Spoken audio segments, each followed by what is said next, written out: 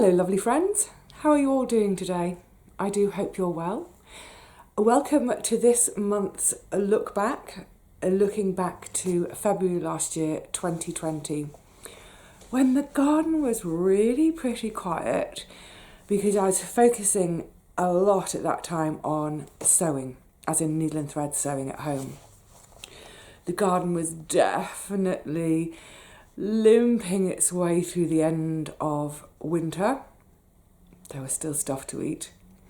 Let's have a little look. Starting with a little bit from my tour at that time. I really like doing my tours at the beginning of the month. Firstly, because I like to share the garden with you all, but also it's a fantastic opportunity for me to have a sort of an overview of the whole garden. I sort of get an overview and then I can look in detail to think about exactly what needs doing, think about things I would like to do. Like and want are different, aren't they? But yeah, so it's always a great start of the month for me to gain that overview and carry on the rest of the month. So here's a little bit of that from last February. Well, hurrah for a temporary fix of my sign. If you remember the other day I had to saw off the bottom of this post because it had snapped and it was completely rotten. Actually the whole post is really spongy. But rather fantastically, the other day I spotted a post just like it on our burn pile. So I've nabbed it. Right, bed number one. What can I say? Oh dear goodness me. This is where the broad beans were, where the woozle wasn't. And in the end here, I have a grand total of, let me see if I can get you under, oh, sorry. A grand total of 3. Yeah, well and truly done in by the mice. Oh no, I've just spotted. Oh, I wonder if that's my second sowing. They didn't get all of my second sowing. Hurrah, I've never been so excited to see 2 broad beans before. Yay, come on little ones. I am, in the next week or so, I'm going to start a load more off in pots. Oh, there's another 2. Yay. So what have I got now? 7 broad beans. I'm going to start a load off in pots at home. I don't even trust to start them off in pots down here. So hopefully, I'm going to try and keep them quite cool at home because obviously they would be out here in down to 0. So if I start them on my hallway landing, which is about 14 degrees, I'm hoping they'll get going quickly. I can get them in and then, because I want to harvest early from here in order to get my cocoa de pampol in. The cocoa may end up here. Oh, look at that edge. Yes. Oh, I'm so happy to have... Oh, you know what? It is pleasing, isn't it, that line? Oh my goodness me, what a nerd. I'm a nerd for the lines, but there we go. Yeah, it's a funny time of year, isn't it? Because, you know, in some ways there are parts of the garden that are coming back to life with, you know, whether it's little bulbs popping up in the herb bed or the sort of the lovely green of the garlic and what have you. But it's also it's the one time of year, sort of February through till about mid-March, when the garden looks at its most sort of dead, not dead, but at its most empty. You know, in another couple of weeks or so, these will be finished and out. The cabbages, well, they'll be finished this week. And then all that I'll have in the garden will be my kale and the purple sprouting broccoli. So yeah, it's the lean times are coming. It's chilly wind again. But it's all... I look at it today like this and I think, you know what, this is fine. This is absolutely fine. It's all ready for action. Little bit of weeding to do. There's always a little bit of weeding to do, isn't there? Not going to concern myself with that. For now, I'm just going to enjoy the last of the winter veg and gird myself for the madness of spring. Oh dear, those poor broad beans. I think I'd almost forgotten just how bad they were, how decimated they were by the mice, because of course, you know, this year I've managed to get a whole lot of them to germinate undisturbed and through the winter. So I'd completely forgotten that. The other thing I'd forgotten, oh my goodness, shame on me, the sort of the fence post pole that I keep talking about, I've been talking about the last couple of months of, oh, I need to saw it in half to make a new fence post for my plot number sign. I didn't realise I'd found it this time last year. It's been waiting a whole year for me to replace. Yeah, I'll get on with that in the next few days. In the meantime, back to last year, there was another quite big fix I had to do. I don't know if the law of sod is playing naughty with me, but it's suddenly gone really dark. It was really sunny earlier. I hope we're not going to get more rain. We're not forecast. So, ta-da! Actually, packaging-wise, sheet cardboard, great. That will go on a bed somewhere if I don't smash the cold frame. Can you see me, Mother? It's got some kind of like protective layer of, oh, what a shame. It's covered in plastic, never mind. Because obviously I don't want blue perspex. Oh, that's so, oh, how satisfying is that? Oh, let's do that slowly and enjoy it. Oh, yeah. Oh, that's like, I've never had a new phone, but whenever I see a friend with a new phone, they go mad. That moment of, oh, this is like ASMR, isn't it? ASMR of that plastic peeling, and there's another bit on this side. Oh yeah. This is plastic peeling porn. Enjoy.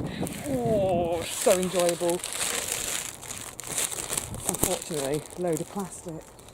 Right, okay, let's stand that there safely. I'm just going to dump that inside for now so it doesn't blow around. So now this is where I think, yeah, this pane is going to come in the top, slide in, flathead. So basically I need to take the end of the cold frame off. I don't know if I've never taken it apart before, so I don't know how easy. Oh, I was going to say I don't know how easily the screws will come out. Not too bad. Don't lose the screws. That on.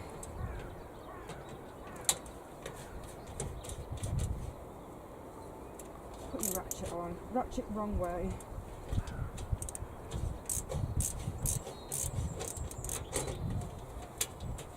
What's great now, I've finally got the beds covered, really, honestly. Next, or should I say this year, for this winter, I really want to get that job done sooner. A, because it's better for the soil, but also I just want it done and out of the way sooner so I can do other things. But what I'm enjoying now is the sense that, oh, you don't want to come out, do you?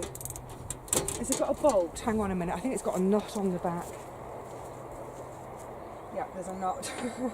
That's weird. 2 screws with no nut, 1 with a nut. Yeah, I definitely have that lovely feeling now of, obviously things will go mad. We'll start going mad again in sort of April, May. But what it means is for pretty much the whole of February, I can just do these kind of little tinkering jobs, maintenance jobs, what have you. I'll leave that one in. That's my bolt one. I need a different pocket. I don't have a different pocket. I'll rest them in my hand. Yeah, it's lovely. It's that time of year when a bit of maintenance, a bit of tidying. Oh, that piece is in the way still. Do I have to take both ends off? Has it got any give? Can I bend it? No, I'm not going to risk bending it and snapping it. You never know till you actually just get on with the job, do you? Is that going to come out with fingers? Yeah. Right, well, I wasn't expecting to have to take that side off as well, but let me get on with that. I'm going to pause you for a minute. Okay, well that side's off as well now, sort of. Just to say, I got this Perspex. Is that rain? Is it spitting? I got it online. And just to say, if you're going to get some online, oh, look at that, snug as a bug. I found loads of companies that were more than happy to cut to size. But yay! Double check before you place your final order, because what I found was with, oh my goodness, I went through about 5 or 6 different companies first. They all had a massive surcharge for what they call a small job, and it looks like from, oh, the nut's gone in there. I'm on a tick, I've got to find my nut. Yeah, it looked like most of these companies, what they considered a small job was anything less than 50 quid. So, oh, that's a bit fiddly. Hold the nut, screw the screw. That might be the way to do it.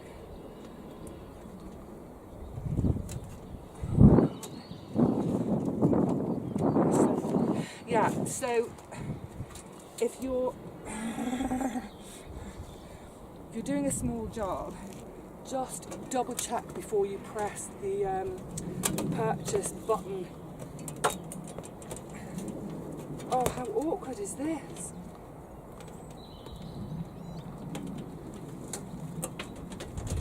Oh, I'll hold that there for now. Anyway, the long and the short is, I found a company. Do you know what it is? Flipping spitting with rain. I can't get a break with the weather. I found a company that, oh, I've left my nuts over there.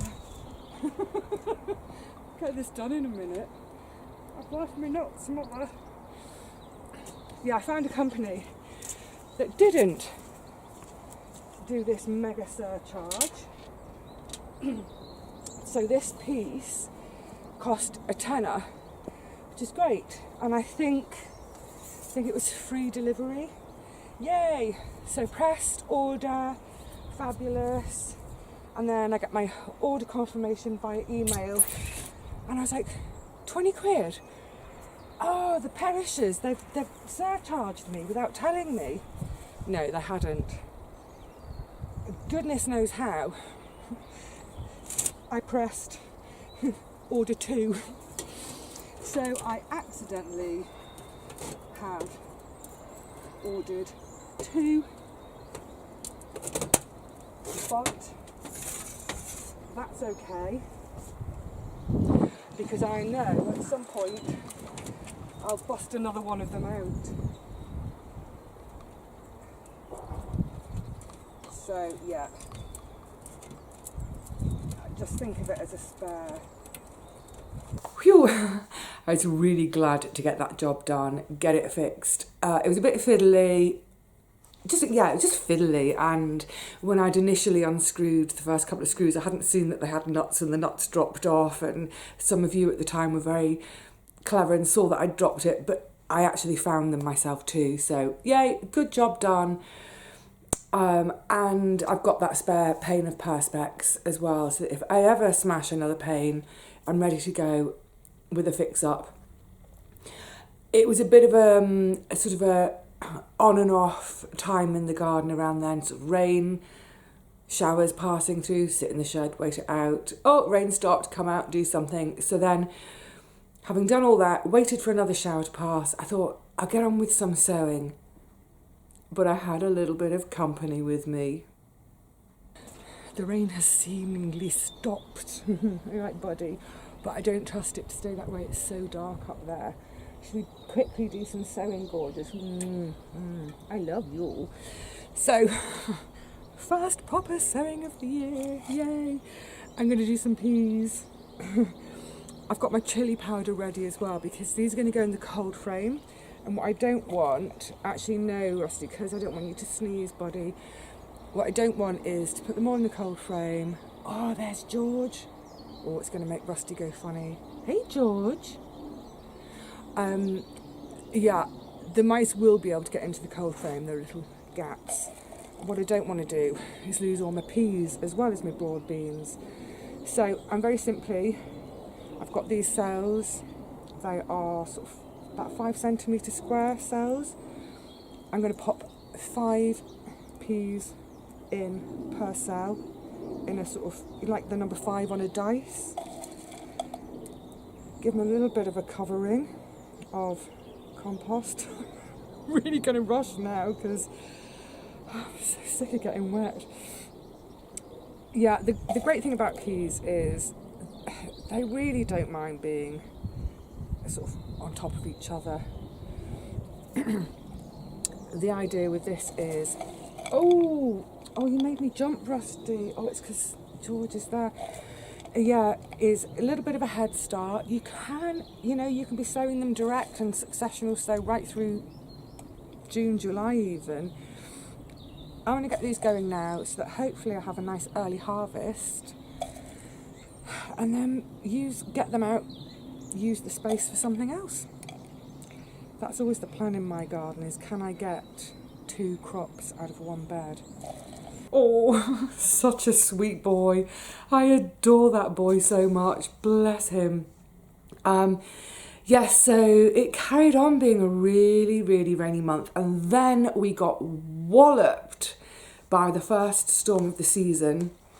Now, we pretty much all mispronounced this at the time by calling it Kiara. It wasn't.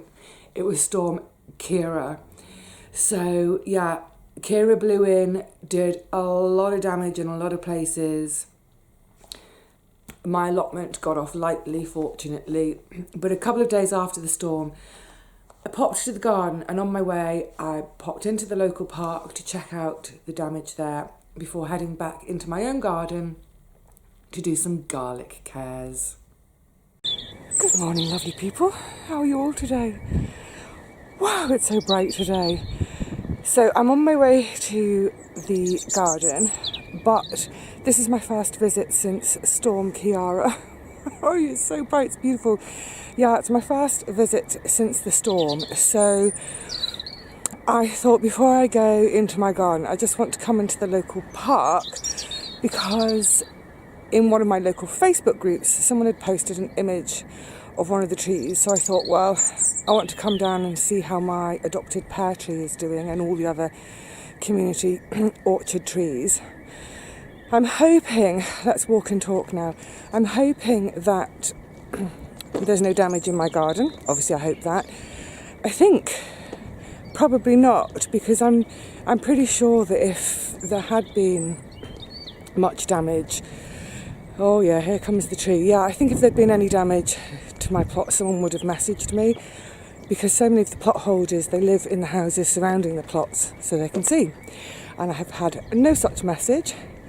So fingers crossed when I get there, it's all okay. I'm just going to swing you round now because I'm surprised actually that this tree has come down. Let me show you what I'm talking about. Coming around.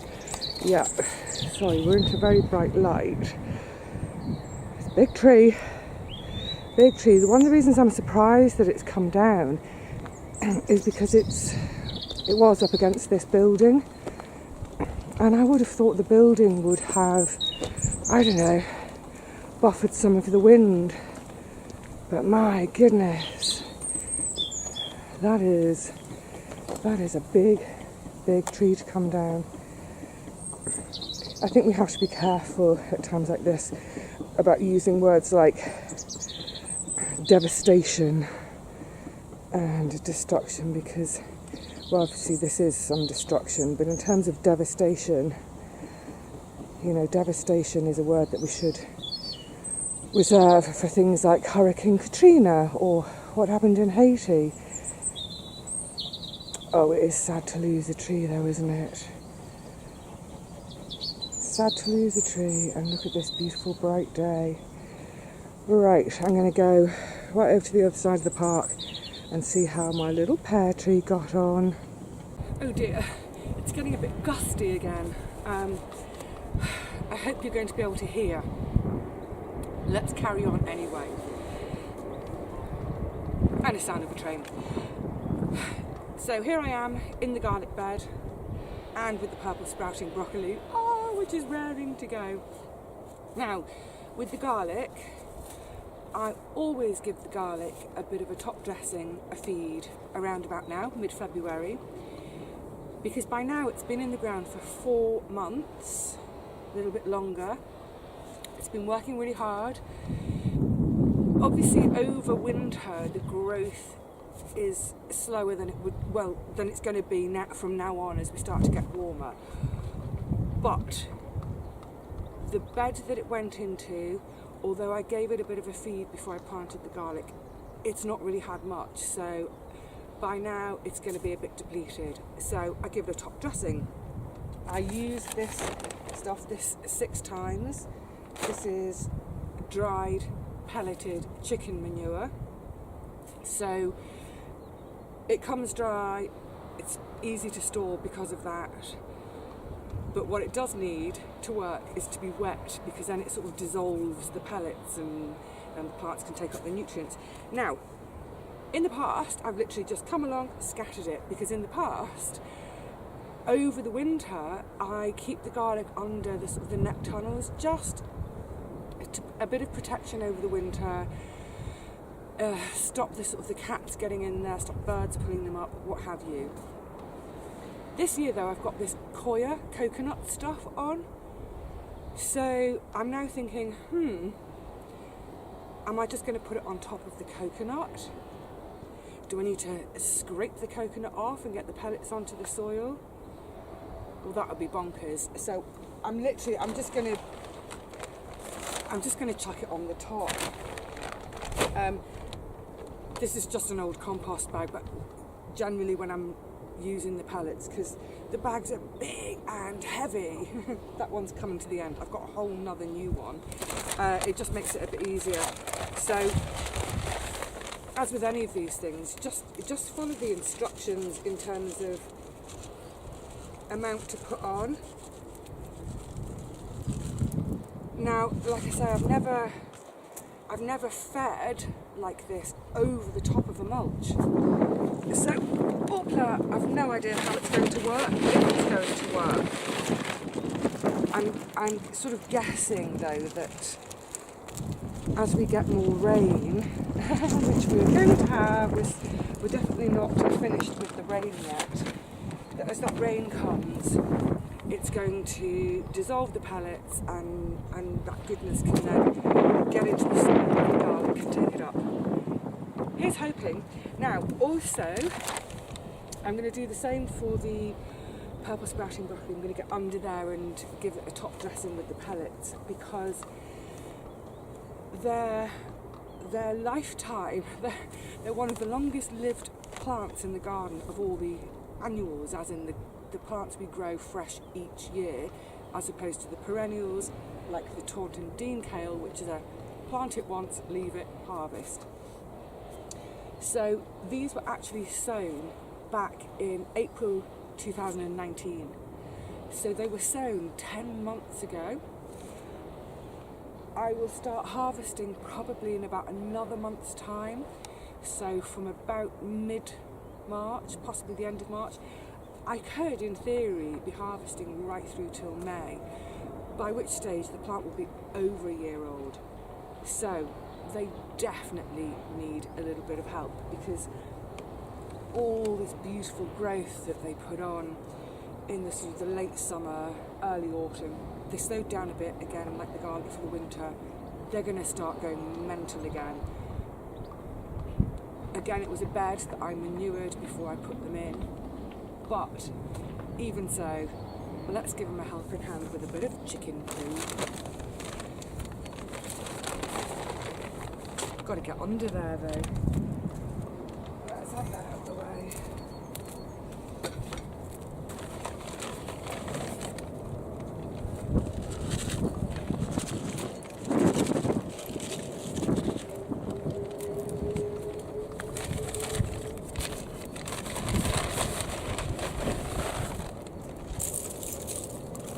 Oops. I think that was a little bit heavy-handed. Never mind.